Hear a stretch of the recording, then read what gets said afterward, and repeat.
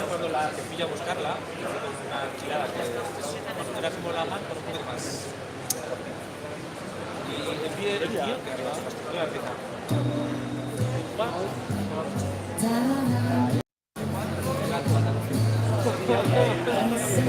Bueno, si luego es soltarla a alguien, no sé qué, ya. Me he soltado y ya.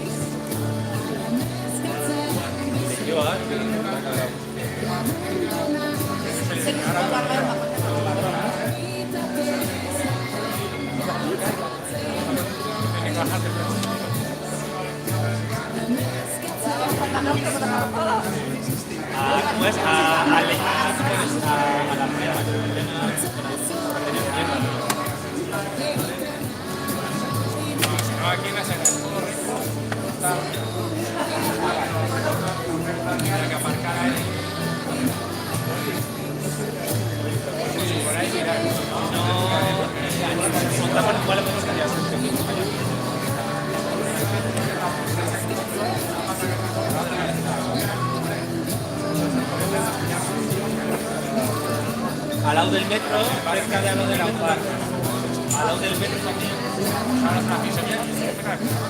Al lado del metro también hay un par de bares que también están como las casas nuevas que hay al lado del metro. Imágenes que también hay de pasar cerca del parking que hay ahí. Si queréis programa, yo no sé que os digo yo porque hay que aparcar. Vale, empezando a aparcar.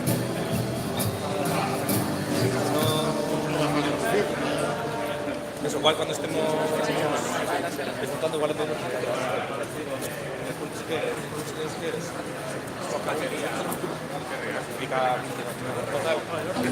Pues muy bien. Pues puede ir pidiendo, o sea, digo,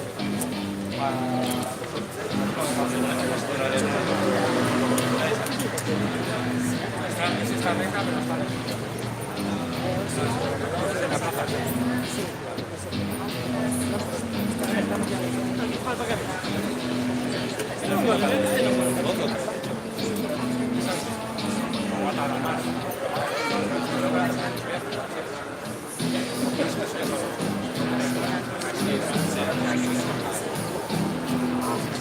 y ya tengo los códigos del sitio. de puta madre.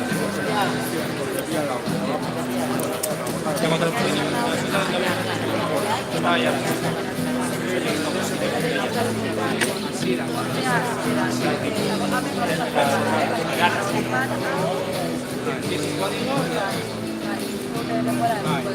¿Le vas a comer? O sea, que así era la mejor que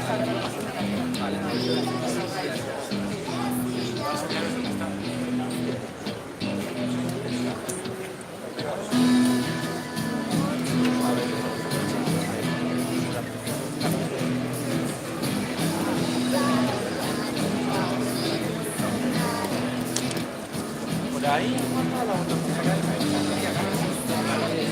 pasas por ahí.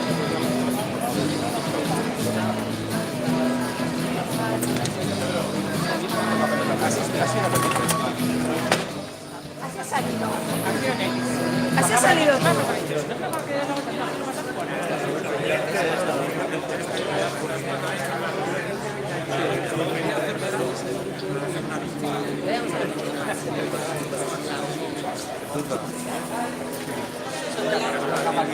De aviador, pasó. No, que va a ser.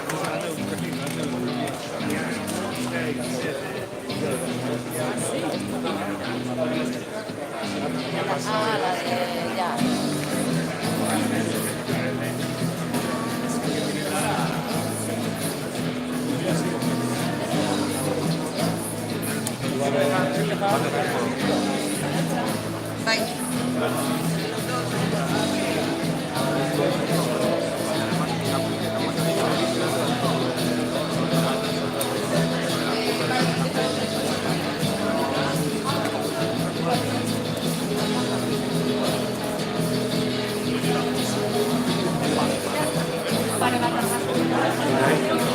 Libramos el sol.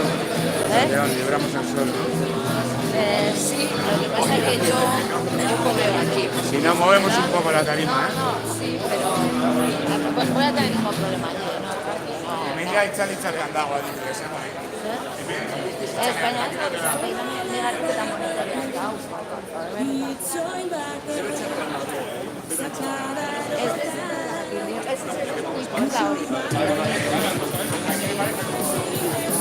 ¿Verdad? Vaya, ese es el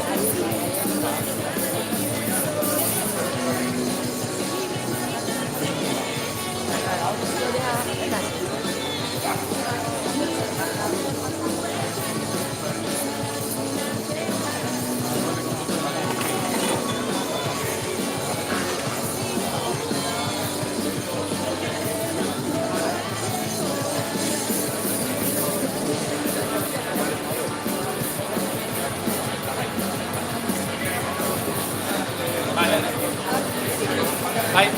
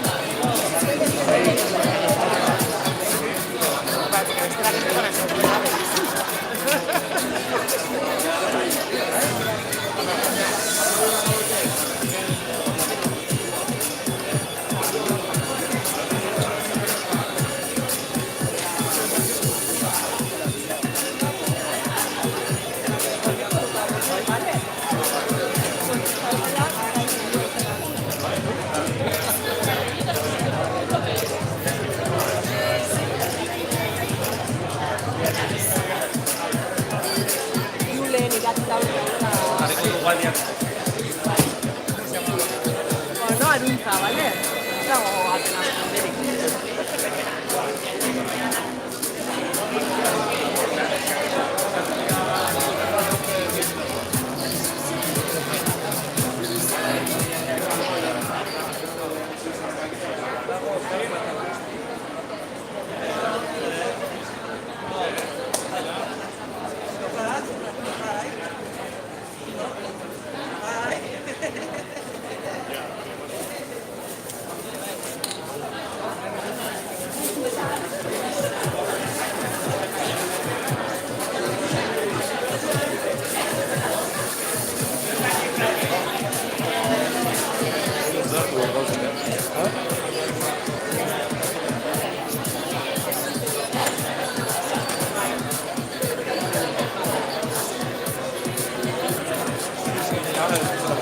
Estaba aquí.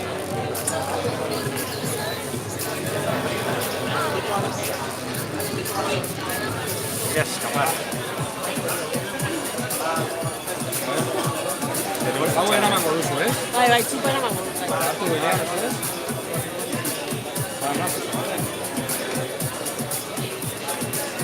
Orduan,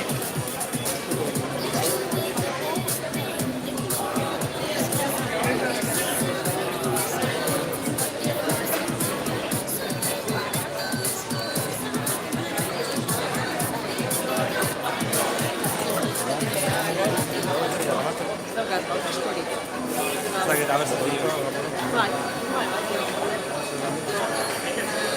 Jendea geratuko da ezerik gabe, atzea.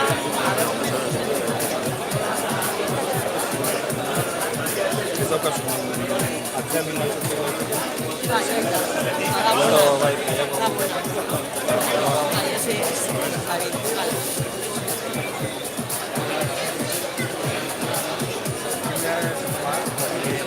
Ah, vale. Estás viendo de arriba.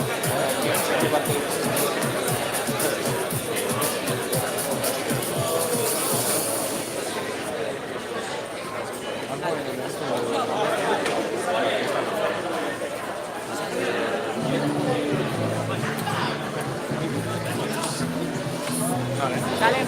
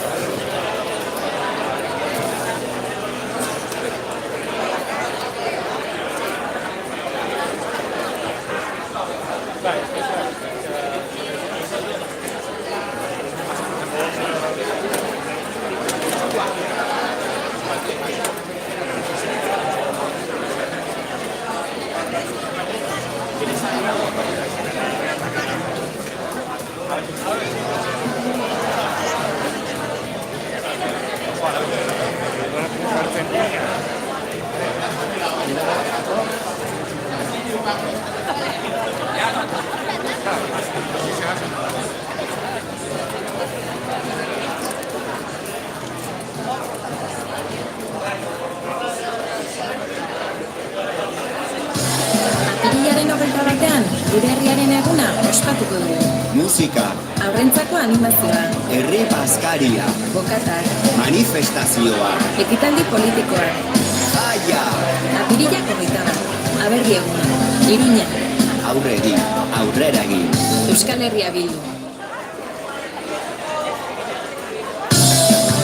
El 21 de abril celebramos el Aberri Eguna. Música, Animación infantil, comida popular, bocatas, manifestación acto político.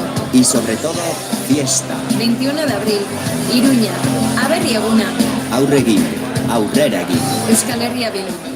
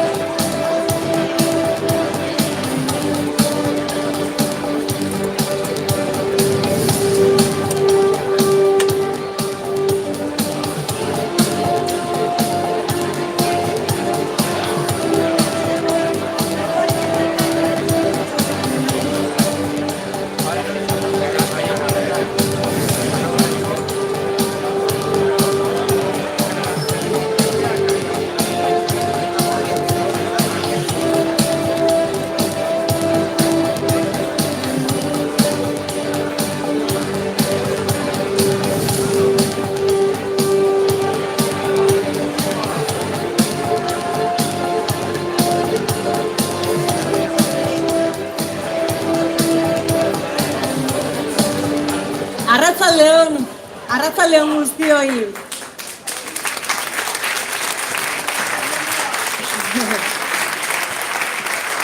Eskerrik asko hona gaur biltzagatik.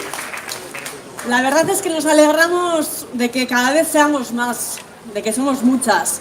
Cada vez somos más y seremos determinantes para mejorar la vida de los vascos y las vascas. No tenemos ninguna duda. Hay ilusión, hay ganas de trabajar y vamos a lograr un gran resultado, también sin ninguna duda. Ongi etorri guztioi, eta jakin dezazuen, hemen gaur helburu argi bat daukagula. Ekitaldi honetatik indartsuago eta gogotsuago ateratzea. Beraz, goazen aurrera.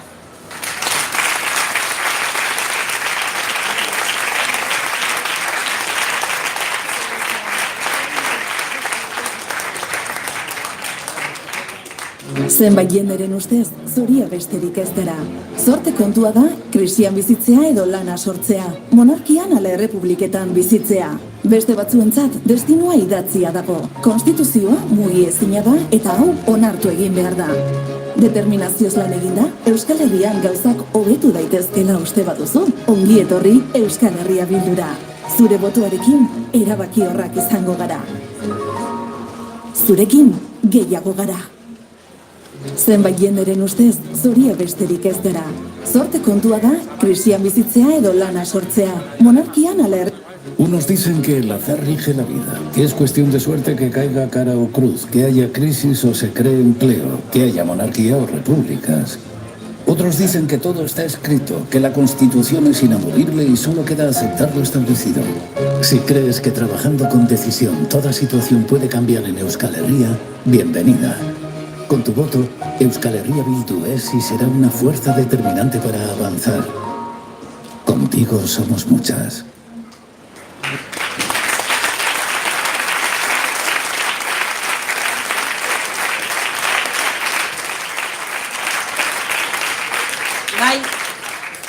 baina aktibo eta indarrik nagusiena pertsonak dira, zuek zarete.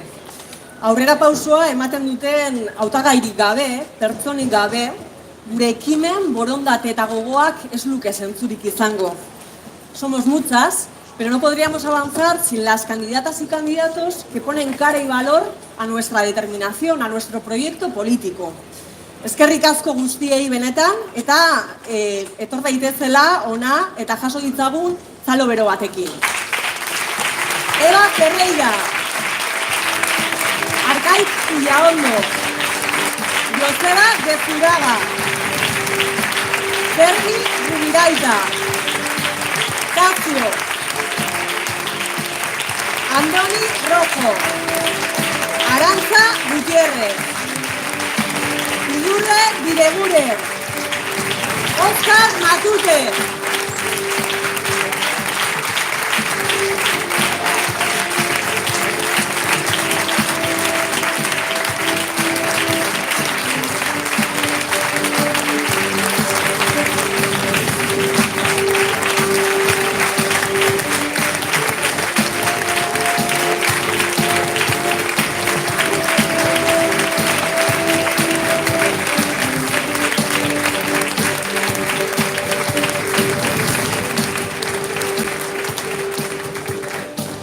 Bueno, ongietorri bero honekin, ongietorria ere emango diogu lehenengo gure hautagaiari.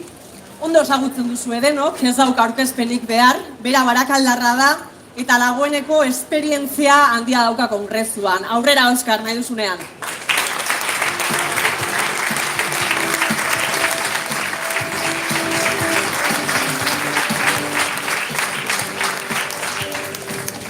Arratsaldeon, Getxo.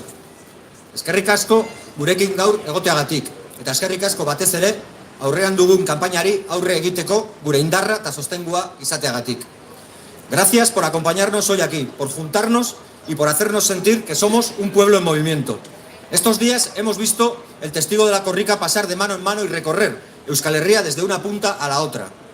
Eso, y no otra cosa, es el pueblo vasco. Un pueblo en pie, un pueblo en marcha, que recoge el testigo de todo lo que hemos sido para entregárselo a los que vendrán.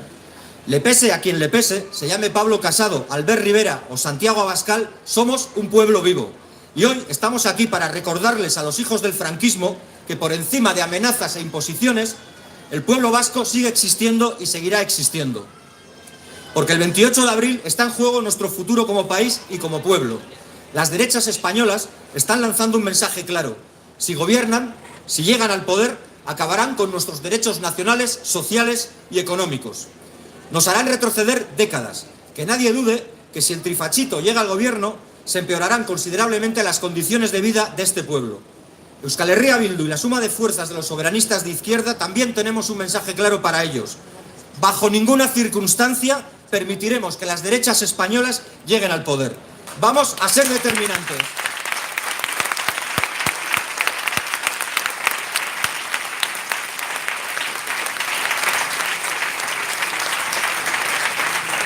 Vamos a ser determinantes para que nadie ponga en riesgo el futuro de nuestro pueblo y las condiciones de vida de la ciudadanía vasca.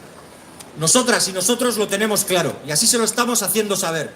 Nos comprometemos a no llegar a ningún tipo de acuerdo con las derechas españolas y consideramos que todos los partidos que dicen defender a este país deberían adoptar el mismo compromiso ante la ciudadanía vasca o lo que es lo mismo, dar la palabra de vasco y no retirarla bajo ninguna circunstancia, con o sin 155. Ese compromiso es el que mejor defiende los intereses y los deseos de la mayoría de la ciudadanía de Euskal Herria. Guk arki dugu. Inongo baldintzetan ez dugu Espainiako eskuinekin hitz egingo. Ez da ezer negoziatuko.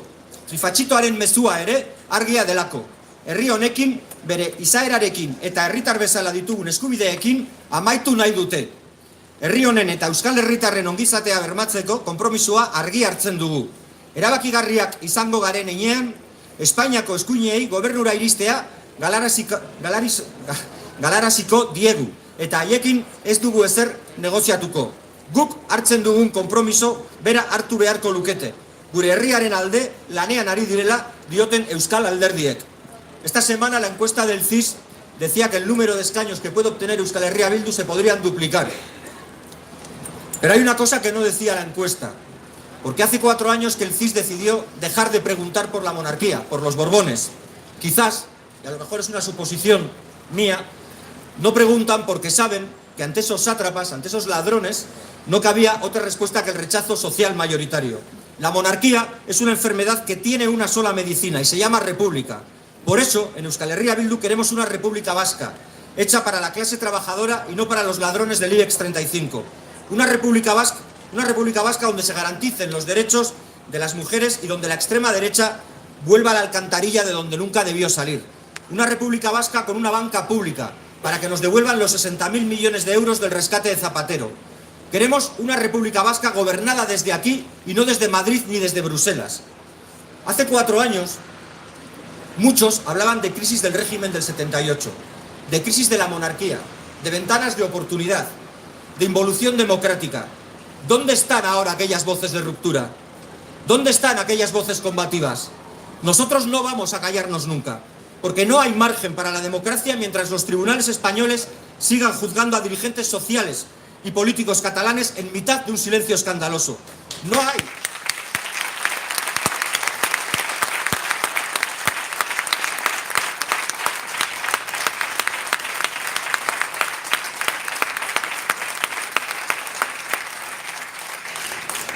No hay margen para la democracia mientras la justicia española, si es que puede llamarse justicia, siga llenando los tribunales de excepción de ciudadanos vascos, los chavales de Altsasu o la gente de Rira. Desde aquí quiero enviar un abrazo a los 47 compañeros que van a ser juzgados.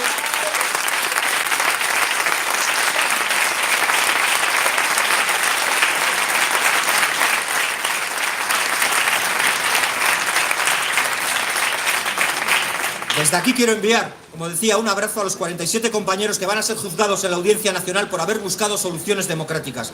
No existe tribunal en el mundo que pueda juzgar a este pueblo. Zuekin gaude. Y no quiero olvidarme tampoco de los presos y presas vascas todavía hoy encarcelados y sufriendo políticas de dispersión, políticas antidemocráticas, políticas creadas para endurecer sus condiciones de vida y para negar la dignidad básica que todo ser humano tiene. Euskal Herria Bildu quiere dar voz a quienes no tienen voz, porque se la han quitado. Es la voz de los parados frente a un sistema hecho a medida del gran capital. Es la voz del precariado, de quienes cobran salarios de miseria y sufren la temporalidad y los abusos laborales. Como sabéis, yo vengo de la otra margen de la ría, de Ezkerraldea. Y la gente imprescindible, que ahí hay mucha también, como aquí, de la plataforma Berriotxoak, denunciaba hoy la muerte de una persona sin hogar. La tercera muerte en 2 años de personas que no parecen vivir en el oasis vasco que nos dibujan algunos. Euskal Herria Bildu también quiere dar voz a las mujeres que tapan la calle y la llenan en las luchas feministas.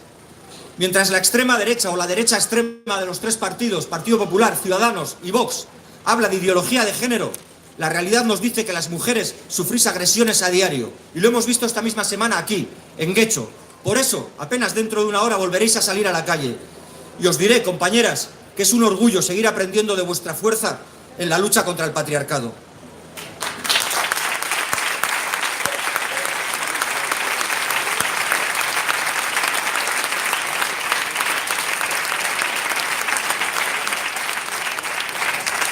Euskal Herria Bildu también quiere dar voz a las luchas ecologistas que plantan cara al expolio de nuestro territorio.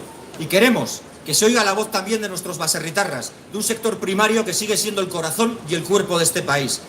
EH Bildu quiere ser compañero en las luchas de la juventud combativa vasca, porque el presente ya es suyo y el futuro sin duda será suyo. Euskal Herria Bildu quiere dar voz a los y las pensionistas que han llenado las plazas cada lunes de este país, de Euskal Herria, y que nos han dejado claro que gobierne quien gobierne, las pensiones se defienden. Vamos a ser decisivos, más que nunca. Por eso, el trifachito pide una y otra vez nuestra ilegalización. Viejas recetas. ¿No se dieron cuenta antes que no se puede frenar las ansias de libertad de este pueblo con represión? Porque la represión traerá dolor, pero jamás, jamás va a traer nuestra sumisión.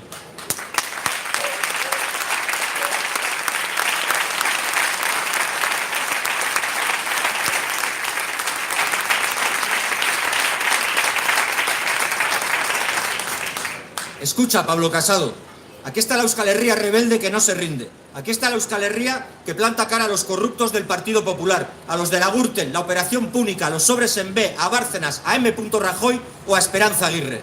Aquí está la Euskal Herria que planta cara a la reforma laboral, a la ley Mordaza, al 155 y a los negacionistas de la memoria histórica que hablan de manos manchadas de sangre cuando tienen las cunetas llenas de miles de republicanos a los que no reconocen.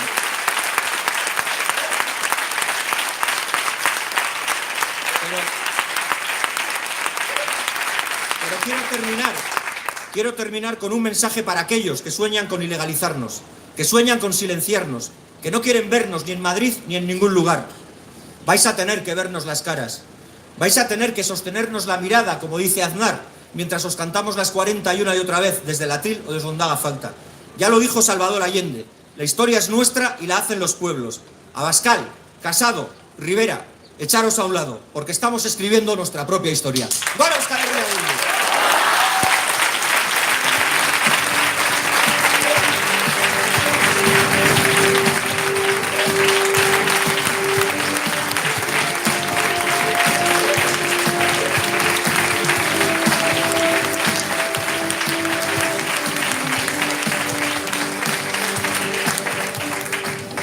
Eskerrik asko, Oskar.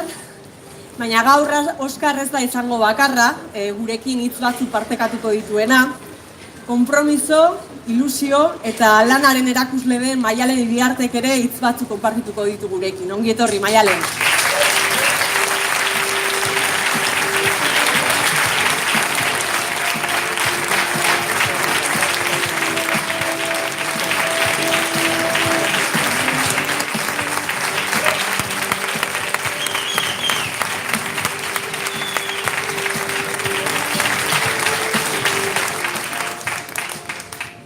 Arratsaldeon guztioi, egia esan broma bat egin nahi nuen gaur, izan ere Donostiarra naiz, eta Gipuzkoarra naiz.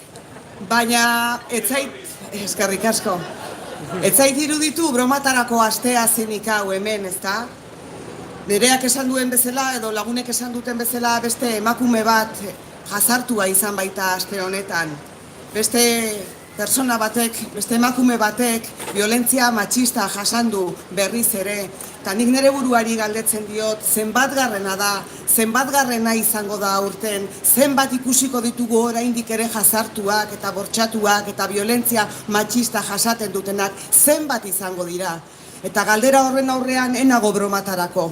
Begira, Euskal Herria Bildura etorri nitzanean, nire lehenengo ekitaldia egin nuenean, garai hartan eskuartean nerabilzkin hainbat datu aipatu nituen, lehenengo ekitaldi hartan, Donostiako Miramar jauregian izan zen. Eta esaten nuen, Europako gure inguruko herrialdeetan eta Euskal Herrian ere bai, 3 emakumetatik batek gure bizitzan zehar jasango dugula violentzia matxista. Horrek esan nahi du estatistikoki hemen gaudenen artean, filan jarrita 1, 2 eta 3 batek edo jasan duela, edo jasango duela. Eta hori ezin da aguantatu, hori ezin dugu inundik eta inora onartu. Eta ez dugu onartuko.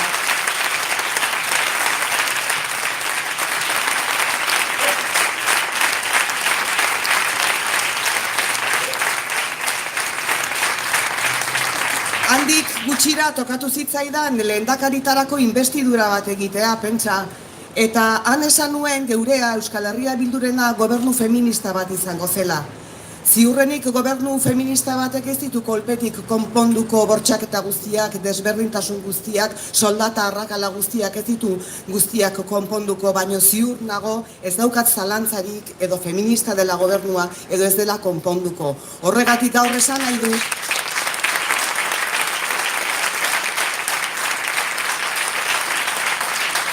Horregatik gaur esan nahi dut gurea hemen eta leku guztietan izango dela borroka feminista eta gauden gobernu guztietan gure gobernuak izango direla gobernu feministak. Egun hauetan Eusko Legebiltzarrean pare bat aldiz tokatu zait Angela Davisi buruz hitz egitea eta bere hitz batzuk erabili ditut esanaz feminismoa dela generoagatik egiten den zapalkuntzaren aurkako, arrazakeriaren kontrako eta fascismoari aurre egiteko estrategia. Oso ondo ekarriak diranitzak dira ikusiten ari garen inmobilismoaren aurrean. Eta badira beste hitz batzuk oso ederrak aste honetan irakurri ahal izan ditugunak, hauek onintzaen beita magure girenak. Feminismoa gure buruari zor diogun maitasuna da. Horixe, maitasunagatik aldatu behar dugu egoera hau. Beraz, gora borroka feminista, gora borroka feminista.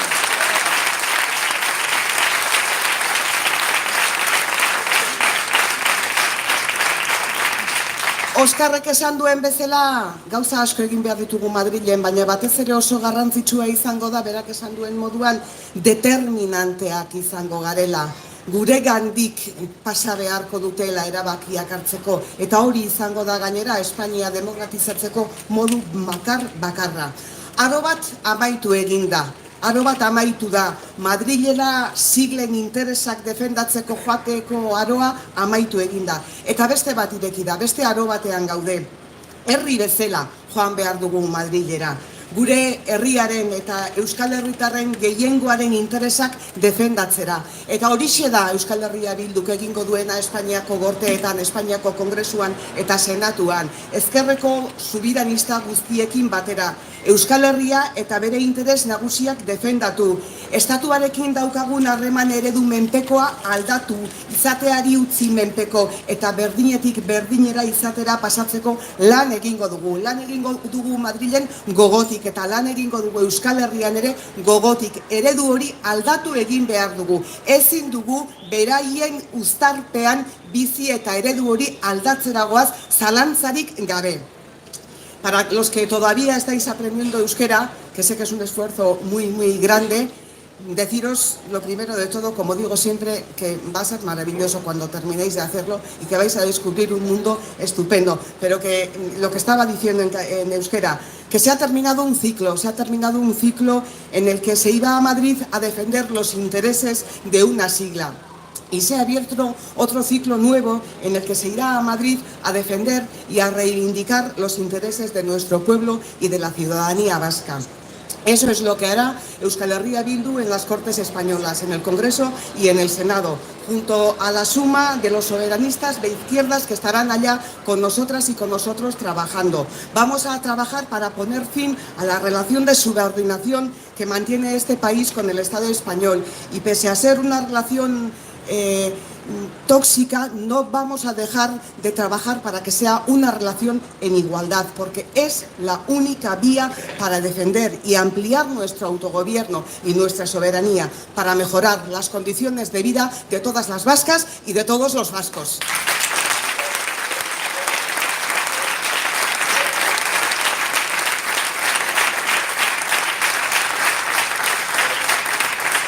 Baina hau guztia zer da, hau guztia erdibide bat da, emango dugun urrats bat, azkeneko helbururaino eramango gaituen urrats bat, izan ere zein da gure helburua.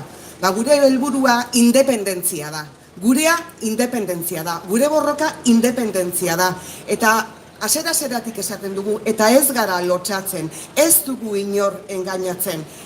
Independentzia da ezinbestekoa zaigulako, hezkuntza propioa defendatzeko, pentsio propioak defendatzeko, hizkuntza propioa defendatzeko, lortu ditugun gauza guztiak defendatzeko, ezinbestekoa zaigulako independentzia. Ez dalako okurritu zaigun gauza bat, ezinbestekoa zaio herri honi independentzia. Independentzia behar dugu besteak beste guk erabakitzeko zenbat maestru, maestra behar ditugun, zenbat mediku behar ditugun, izan ere batzutan aluzinatuta geratzen naiz, ez dugu guk erabakitzen, eta horregatik guztiagatik behar dugu independentzia, baina baita ere behar dugu independentzia, eta zergatik ez nahi dugulako independentzia.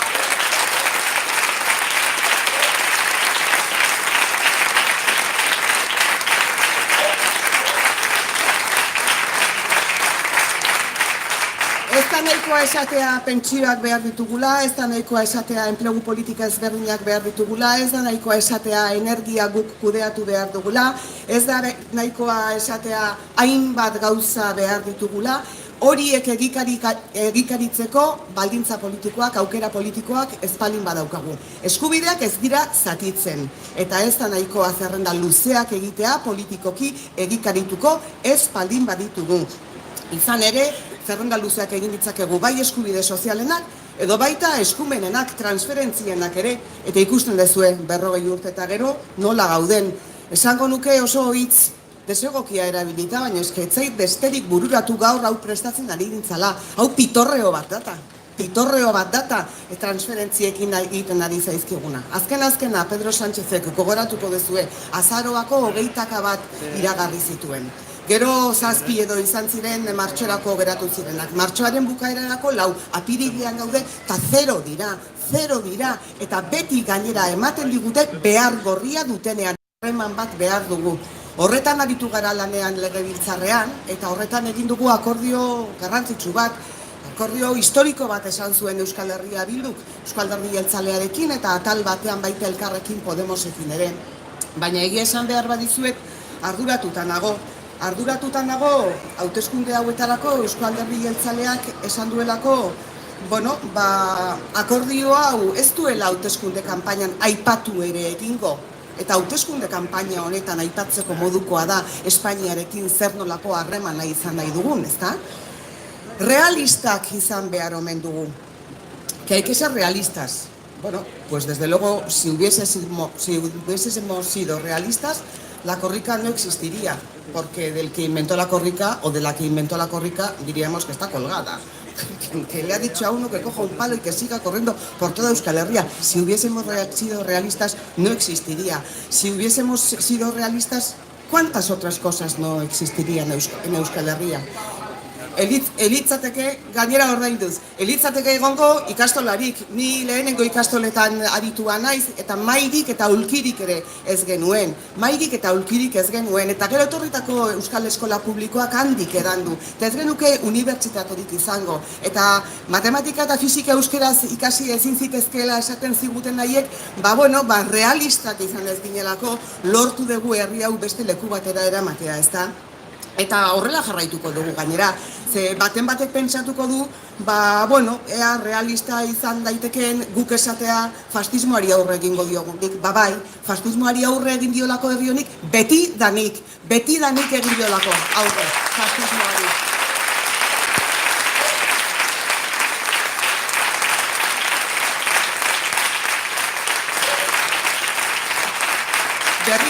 Berriki egon gara Bermion, alkate eta lagun pila bat itsas gudarien egunean, zer esaten digute haien oinordekoek, zer esaten digute bertakoek, beraiek borroka egin zuten bezala, fascismoaren aurka beraiek borroka egin zuten bezala, hartzeko guk ere lekukoa eta guk ere ez etxitzeko eta etengabe aurre egiteko fascismoari. Eta fascismoa ate joka daukagu, ate joka egon da eta ate joka daukagu, beraz, hementxe daukagu aukera egiteko alternatiba bakarra, Euskal Herria Bildu.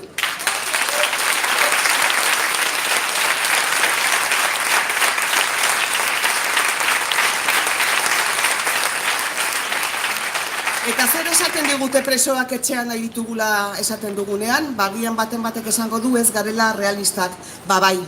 Presoak etxean nahi ditugu, presoak Euskal Herrian nahi ditugu, eta bihurtuko doa egia, ametsak bihurtuko dira egia, gure historiako beste 1000 gauza egin bilakatu diran bezala, presoak etxean egongo dira.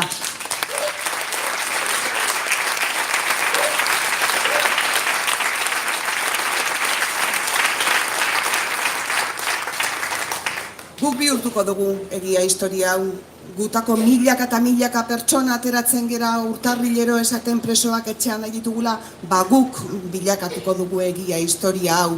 Eta asko sufrituko dugu, baina badakizu ez ere esan zuen Salvadorrek, asko maite duenak asko sufritzen du, eta guk asko maite dugu.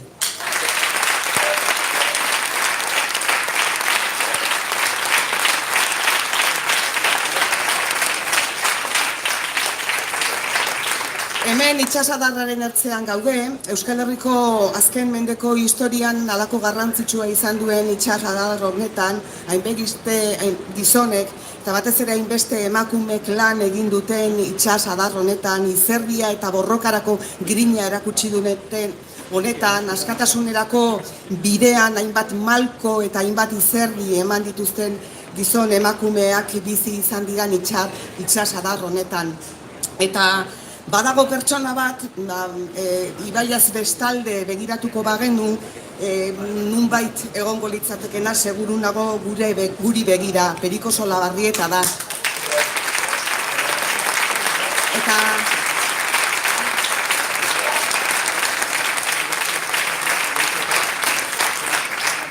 Perico Solabarrieta nos recordaba aquello que si no nos dejan soñar, nosotras no les vamos a dejar dormir. Efectivamente, si no nos dejan soñar, nosotras no les vamos a dejar dormir.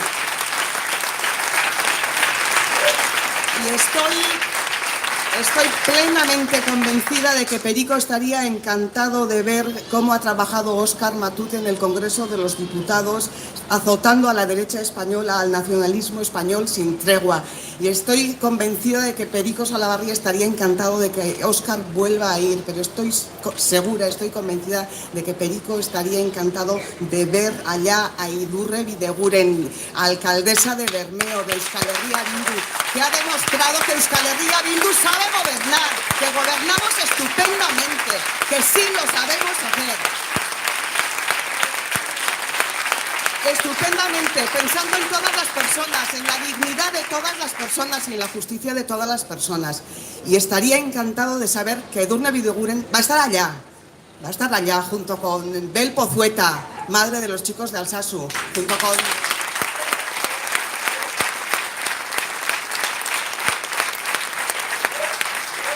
Merche Izurua, Jon Iñarritu o Iñaki Ruiz de Pinedo, que van a estar todos y todas allá y que va a ser una vez más la fuerza de Euskal Herria Bildu allá, haciendo frente y estableciendo las bases para tener otra relación con España, para lograr lo que os he dicho antes, independencia. Aberri egunean ikusiko gara, sentitzen dut, aberri egunean Iruñean ikusiko gara. Si os vais fuera porque cogisteis las vacaciones justo un poco antes de saberlo todo, lo del voto por correo, que no se os olvide, por favor.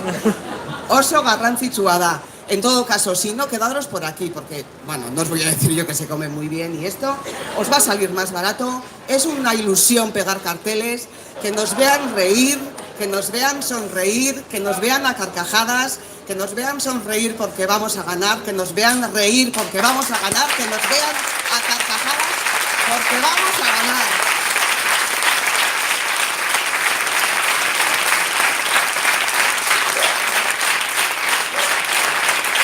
Gurea askotan esaten dizuet, gurea ez da hunditasuna, gurea ez da rokeria, gurea, neskamutilok, jaun Andreok, askatasuna da.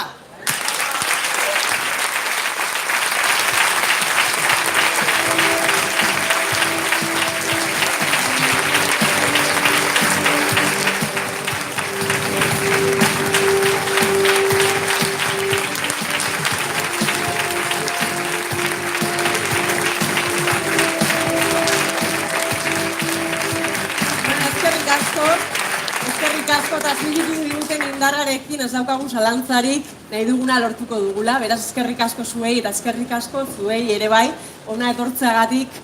Eta azpimarratzeko eta agurtu baino lehen, usatuko litzaiguke azpimarratzea, gutako bakoitza garrantzitsua garela zahaztu botoa aktibatzeko. Zuen lantoki, familia, lagunen artean, edozein lekutan, bakoitzak EH Bilduren aldeko eragile aktibo jokatzeko eskatzen dizuegu. Boto bakoitza erabaki horra izango delako, emaitza onak lortzeko. Ez daukagu zalantzarik, baina orain guztion esku dago aktibatzea eta hori lortzea. Decía que cada una de nosotras somos decisivas para lograr un gran resultado en nuestro lugar de trabajo, en nuestra familia, con nuestras amigas, en el gimnasio, en el parque, en el autobús, en cualquier sitio. Activémonos para conseguir convencer y activar votos. Aldeko latuarekin goaz, ez dago inolako zalantzarik, emaitza oso onak lortuko ditugu, zuekin gero eta gehiago garelako. Eta amaitu aurretik gogoratzea, lehen Maialenek eta Oskarrek aipatu duten bezala, gogoratu nahi dizuegu orain 8:00 Zake Enparantzan, azken eraso matxistarea salatzeko kontzentrazioa deitu duela Getzoko mugimendu feministak. Argi dagoena da, gure jendartean gaitz honi aurre egin behar diogula, feministok jendarteak atera behar da kalera eta gogor salatu erazo berri hau. Eta argi ezan, ez gaituzela geldituko eta jendarte feminista bat lortu arte jotake jarraituko dugula. Eskerrik asko eta animo guztioi, irabaztenagoaz.